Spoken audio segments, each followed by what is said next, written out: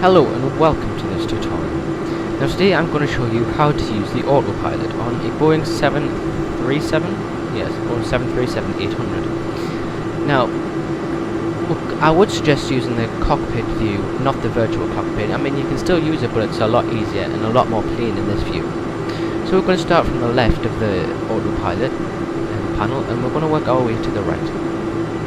Here you have the course option. Now this isn't important at this stage of the tutorial. In the ILS approach landing tutorial, with the link for that video is in the description, it becomes clear what it's for there, so please go watch that. Next is a flight direction switch.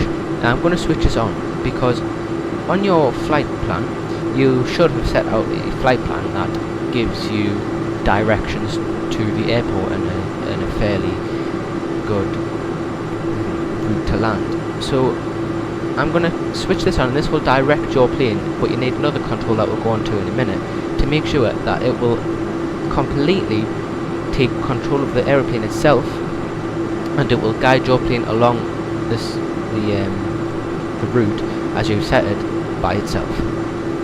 Next is the auto throttle switch. Now I'm going to switch this on, and then I'm going to put my speed to about 200. Now this will basically just keep your plane around the setting that you put it on. Due to varying weather conditions, it may go 1 to 5 knots over. And I'm not going to switch it on yet because we haven't took off. Now this is the nav/GPS mode switch.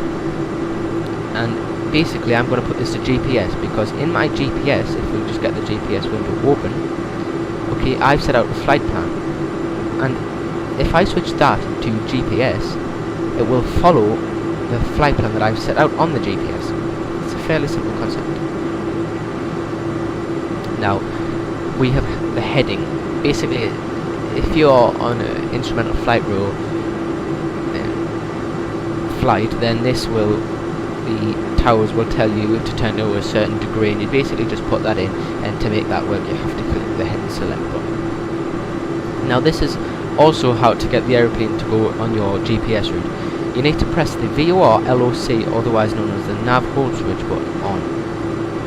Okay, and with this button and the flight direction button switch combined, after takeoff, after you've set your speed and you've put the master switch on, it will basically turn to your flight plan as it is in your GPS. Now the approach hold switch is in the ILS tutorial, and we don't need it as of yet, so we'll just miss this one out for now. The altitude is basically, I mean, it's fairly self-explanatory to be honest. You set it to a certain altitude that you want to go to. I'm just going to set mine to about 4,500. And I'm going to press the Alt hold switch. Now basically that will, after takeoff, it will keep you at a steady climb due to the vertical speed indicator here. I'm going to keep that as default, and I suggest that you always keep it as the default 1-800, because otherwise your aircraft has a chance of stalling, and it really isn't that great. So I'm going to take off now, and then we'll turn all of the settings on after we've took off. Excuse the bleep, and it's just telling me that I've got it on full throttle.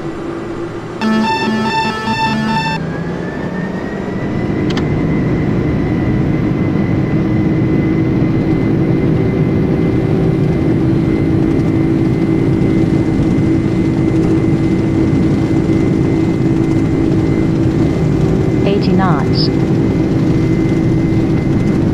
100 knots.